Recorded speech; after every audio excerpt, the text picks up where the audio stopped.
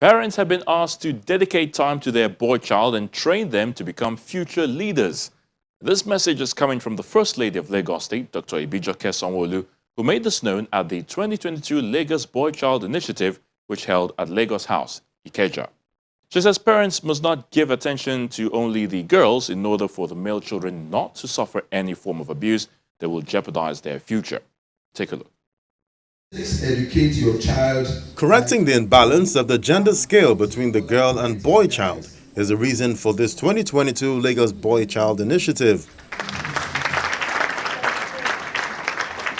It is a parenting seminar organized by the Office of the First Lady of Lagos State, Dr. Ibijoke Sanwo-Olu, to educate mothers, fathers, guardians, religious groups on how best to train their children without neglecting any of them, irrespective of the age or gender. The speakers at the event take turns to enlighten the gathering, kick-starting with a case for the boy child, and the first speaker harped on the need to make them responsible. We're here to say that the boy child needs some concentration, that we need to do more about the boy child. And I would like to ask, if you have 5 children and one of them becomes successful and 5 of them becomes unsuccessful, would you say that you passed the parenting exams? Obviously. I don't think any of us would actually say that we did. And who would you hold responsible for failing the parenting exams? We're all going to hold ourselves responsible. I'm a mother. I have a set of twins, 12, and they're in secondary school. For every time there's an error that is made, I ask myself, where did I get it wrong? And that's the conversation. I know that bad children can come from good homes. I know. But I also know that if you parent on probability, the result will be probability. If you parent on intentionality, the result will be intentional. It's about what we put into the system. That's what is actually, important. Parenting is not luck. It is a skill. One of the many assumptions and myths that I have come to this generation to actually preach is that we need to learn how to raise people. There's a pressure of the perfect child. The pressure that you want a child to be perfect. There's something you see in a child. You are constantly comparing your child with other children.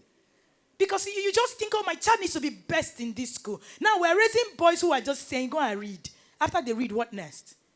Responsibility is the core of manhood. If you do not raise a responsible son, then you haven't raised a man.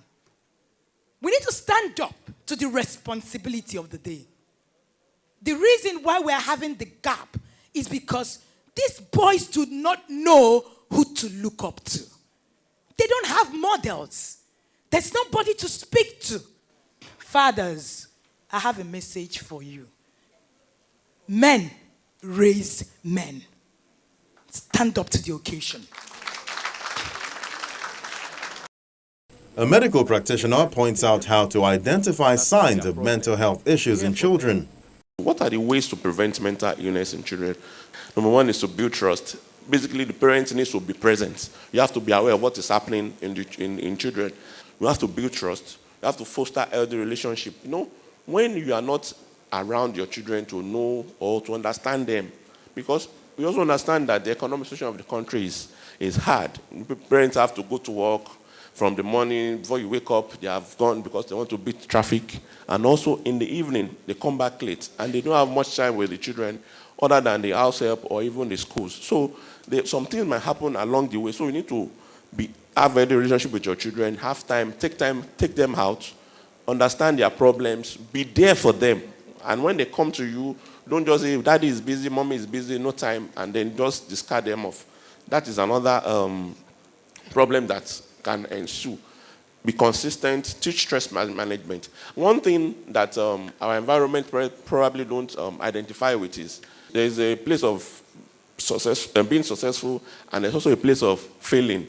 But most parents say that when I was in school, I'm the first person in class and all that. And when a child is having low grades, they don't even, yes, it is good to fall. It is bad enough not to pass. But if you fall, know that you can still rise up again. Encourage them that, okay, if with this failure, you can still do better. But don't just look at them as, okay, you are a failure, you cannot do better in life and all that. And when they have that, it affects their self-esteem, which on the long run will affect how they interact with people. Then develop their self-esteem, play together with them, and finally be present in their lives.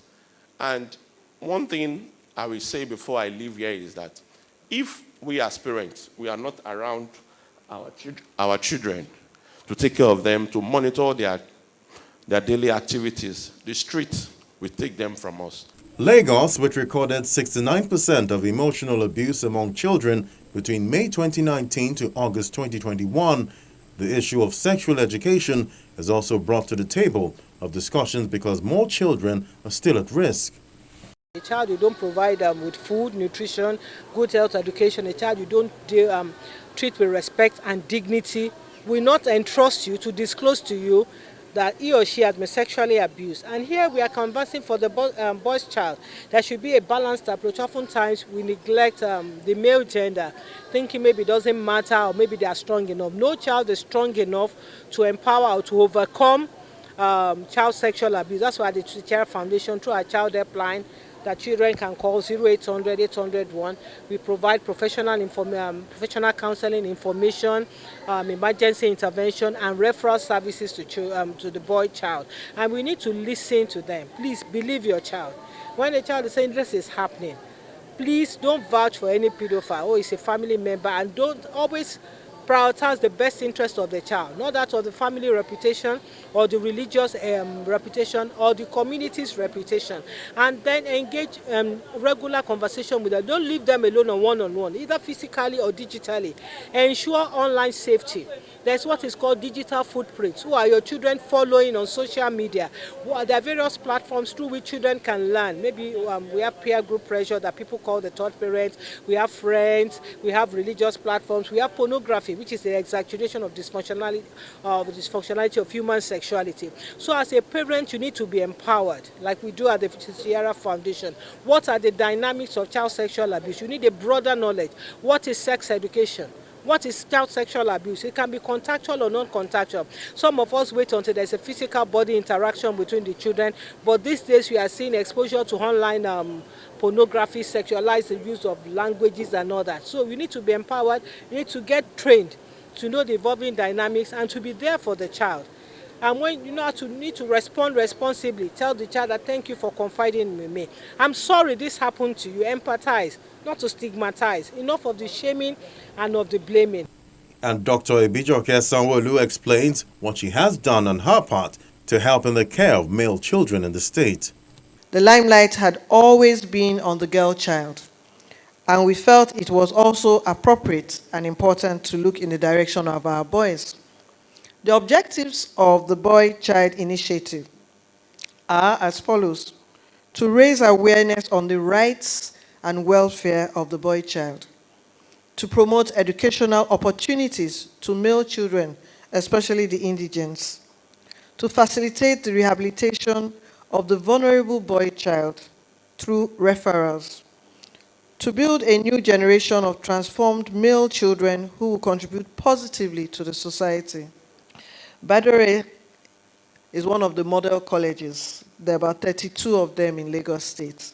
We saw it as an opportunity to put back into that system, to appreciate what our children were going through in those schools. We need to teach these children, emphasis on boys, especially in this hall, because if we don't, there are consequences. Yes, most of the children are in the informal sector. A lot of children are not going to school. So it's easier for you to teach the ones that are in school, you can capture them. But what about the ones under the bridge, the ones that are fishermen at a very young age, the ones that are doing mechanic that didn't go to school? How do we capture those ones? So we have to hit the ground running. The rate of drug abuse and drug substance use is increasing. We have become a consumer country. The poor boys, they're under a lot of pressure, peer pressure, parent pressure. Some parents, ego problem. My child must go to Canada and go and do A-levels. We've seen a son married.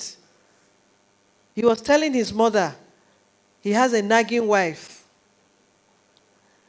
The mother said, be a man, manage. Until this guy committed suicide, hanged himself. I'm not saying that we should poke nose when they are married, but listen, when they complain. The message passed across at this meeting is intended to promote family values, help raise the boy child better, and perhaps reduce child abuse in Lagos State.